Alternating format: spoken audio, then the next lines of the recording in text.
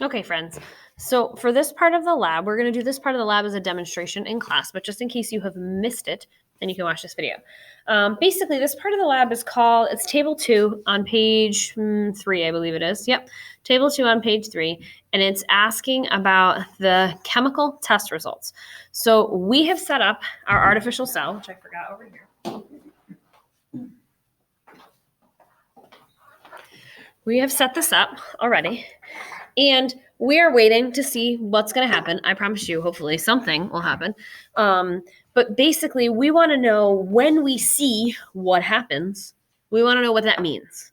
So the whole point of doing this is to know what it means. We are going to see some changes are going to occur in this beaker. And the trick here is to know, okay, well, what do those changes mean? What does it tell us? What information do we gather from this?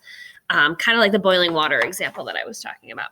So I have set up here 6 test tubes.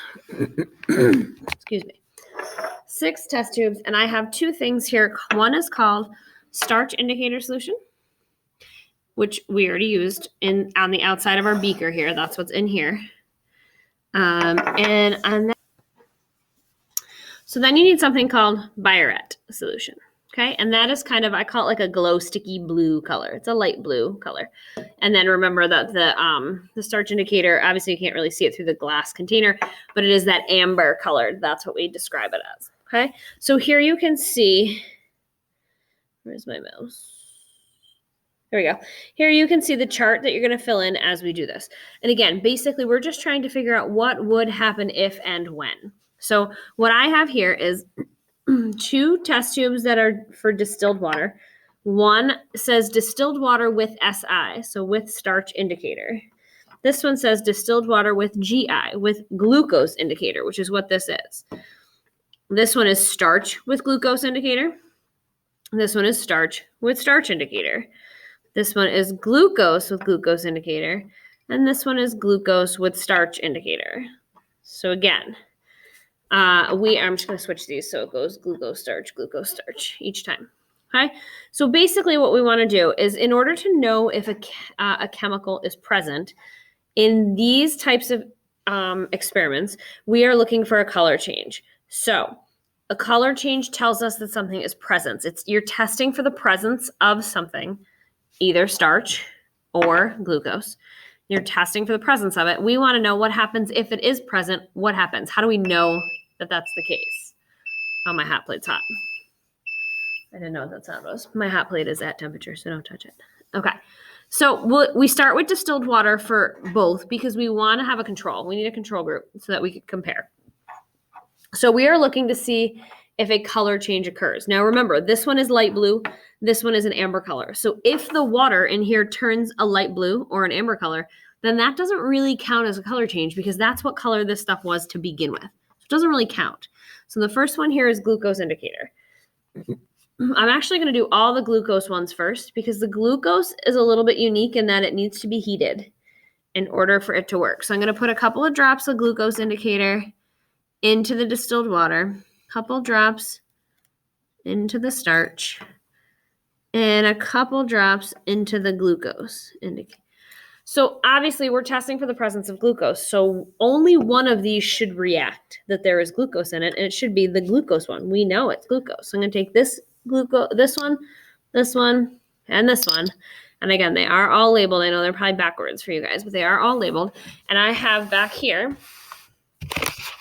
behind me, you can see over my shoulder, I have it's not boiling, but I have a container of hot water. I'm going to put these in there. And then too much water in there. Okay. I'll put those in there. I'm going to let them sit for a few minutes. In the meantime, I'm going to test these ones. Okay. So starch indicator doesn't need time. It doesn't need to be heated. It will change immediately. But we're going to put starch indicator in distilled water. So hopefully I would not expect to see a color change. Will it change to be this amber color? Yep, sure will. That doesn't really count as a color change because that's the color that it was originally. So this is a negative reaction. So in your data chart for distilled water with starch indicator, you're going to put, I can't see which one, starch indicator's on the bottom. So in this box here, you're going to put a negative reaction, and that it's amber. That's the color. Okay. It's if we put starch indicator into starch solution, the expectation is that you would see a color change. And look at that. You certainly do. So this color change, now there's some starch settled at the very bottom of my test tube that it's not kind of reaching, but if I kind of shake it around a little bit, it probably will. But you can see it's changing to like this black color. Okay, it is no longer that amber color, and it is now a black color. So that is a positive reaction. Usually this is a little bit closer to like a greenish black. It should turn what we call a blue black. It's almost like a really, really deep purple. But this one happens to be just really like black. So for starch with starch indicator, which is this box, you're going to put positive reaction, and that it's black. The last one should be glucose. There should be no starch in the glucose. So we should expect to see no color change other than to turn it to that orangey color. And in fact, that is exactly what happens. We just turn it to that orangey color. Okay? So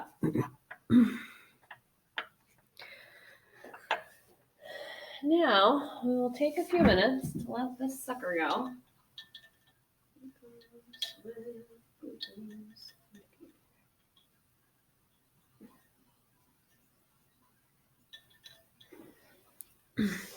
Okay, so now if we take a look at our heated samples, and they're still not quite done, but you can see the results already. Now, I didn't leave these in here for too long, so they're not super, super hot, but normally they'd be super hot. So distilled water, we should still expect to see no change, right? And in fact, we don't see a change because there shouldn't be any glucose in here. So this should be a negative reaction. And the color, I would call it light blue, even though on the camera you can't tell it's light blue. It is a little bit light blue. So that will be for this one here, top row right there. Then we're going to do right here the glucose indicator with the starch solution.